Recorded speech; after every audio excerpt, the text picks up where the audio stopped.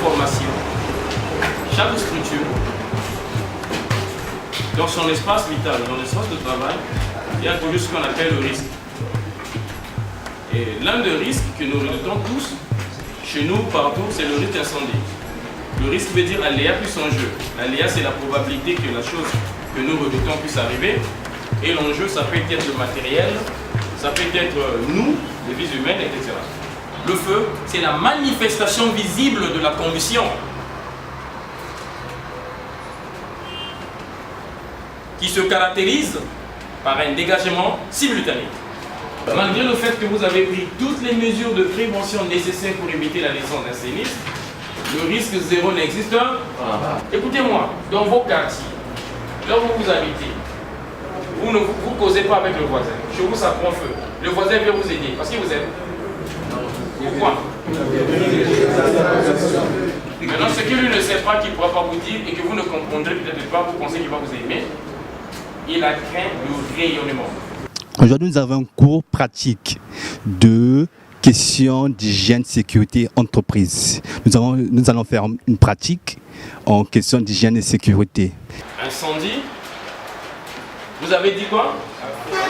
Un feu dans une combustion incontrôlée. Voilà, combustion incontrôlée. Les fenêtres sont tranquilles. Hier, les normes, on nous disait les rideaux devaient s'arrêter là. Mais ils ont des rideaux qui ont la même dimension que les rideaux des portes. Faux. Au même moment, à côté de la fenêtre, il a mis une prise électrique. Et il branche aussi là. Il branche son ventilateur. Où il peut brancher une prise, quelconque, une multiprise. Et lui, il est dehors, comme ça, là, regardez. Il met beaucoup d'appareils. Il y a la surchauffe de table. Ça peut brûler ou pas? Si ça brûle, ça prend le rideau. Or, le rideau n'est pas diffusé, ça prend feu, la maison qui brûle. Par exemple, on prend encore un autre cas. L'utilisation des lumières vives, donc la bougie. Là, vous êtes en train de faire une bonne chose. Donc nous n'allons plus utiliser la bougie. On utilise l'énergie solaire. Est-ce que je me fais comprendre? Mais hier, même aujourd'hui, ou encore demain, il y a des gens qui ont utilisé, qui utiliseront toujours les sources vives, qui sont les bougies. Et vous savez très bien, dans nos maisons, il y a maintenant des souris qui ont pris les dimensions proportionnelles. Ils ont maintenant la taille des cobayes. Ils sont maintenant comme, je vous dis, comme les lions. Quand tu poursuis sa femelle, il peut cogner votre lampe luciole, ça peut prendre feu, cogner la bougie, ça peut prendre feu. Quoi encore on peut demander à la maison d'éviter? Pour éviter, toujours on est là. Mais c'est des mesures de prévention. Il y a des femmes qui utilisent des réchauds à gaz vers les fenêtres et derrière, ils ont mis un rideau. Faux. Il y a des gens qui prennent des télévisions. Allons-y. Ne pas stocker les hydrocarbures dans la maison. Oui, mais beaucoup plus à côté des sources des chaleurs. Il y a des gens qui prennent des rideaux, ils mettent derrière comme ça, et le réchaud est là. Dans des maisons comme ça, là. C'est imprudent. Et il y a d'autres qui ont même des groupes électrogènes avec du carburant stocké. Oh, comment?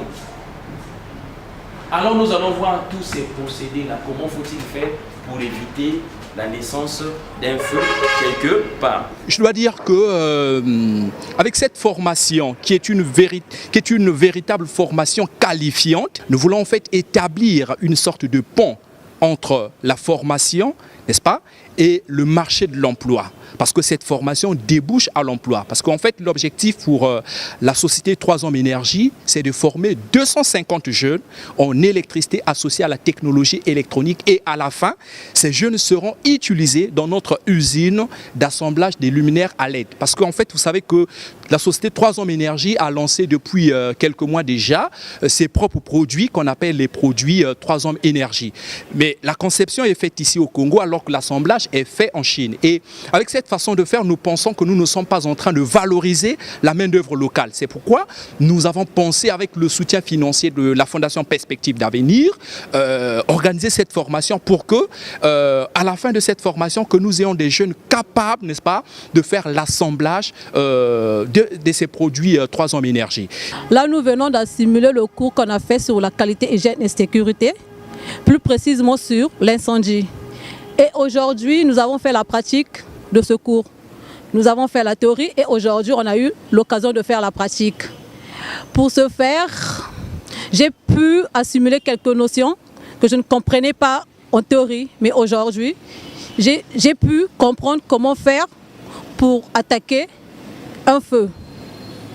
Et j'ai aussi compris quelles sont les classes des extincteurs à utiliser. Quel extincteur utiliser par feu. Nous avions le flexible ou le tuyau et là nous avons la gâchette qui nous permet d'appuyer comme ça pour que le produit sorte. Mais ça dépend. On peut avoir le dispositif d'appui ici, pour certains extincteurs, d'autres sur la gâchette ici. Ok?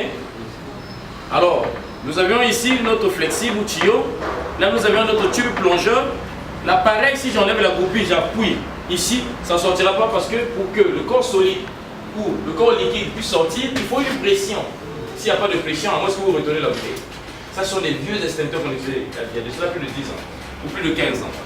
Maintenant, lorsqu'on enlève la goupille, on vous dit soit de lever ou d'appuyer. Ça dépend du mode de percussion. On peut élever comme ça ou appuyer vers le bas. La pointe qui est ici, qu'on appelle percuteur, va percer la cartouche qu'on appelle le sparkling. Dans le sparkling, il y a un gaz qu'on appelle le CO2. Vous me suivez? Et c'est le CO2 qui va maintenant se répandre ici. Vous entendrez un sifflement dans l'appareil. Vous allez entendre ici. Ce qui nous signale à la fin de ce sifflement que l'appareil est prêt à l'emploi, prêt à l'utilisation. Nous voulons là remercier, n'est-ce pas, l'honorable Denis Christelle Sassou Nguesso pour cette initiative très salutaire, très louable, parce que vous savez qu'avec de telles formations, avec de telles initiatives, nous aurons véritablement des jeunes qualifiés et comme justement on le dit du côté de la Fondation Perspective d'Avenir, une jeunesse qualifiée pour un Congo en marche. N'enlève pas.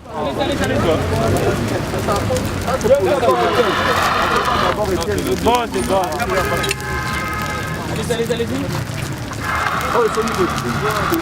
Allez-y.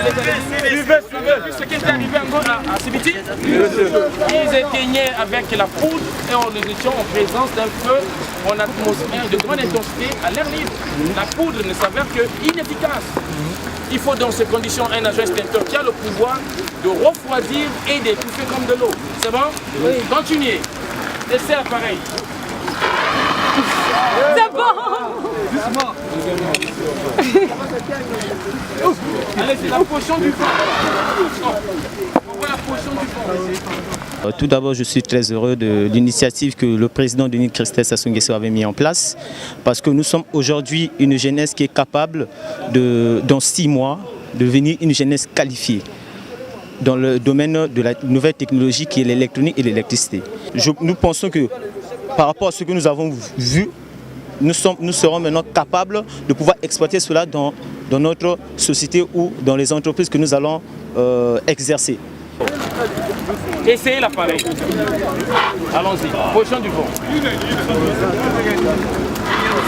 Appuyez profondément.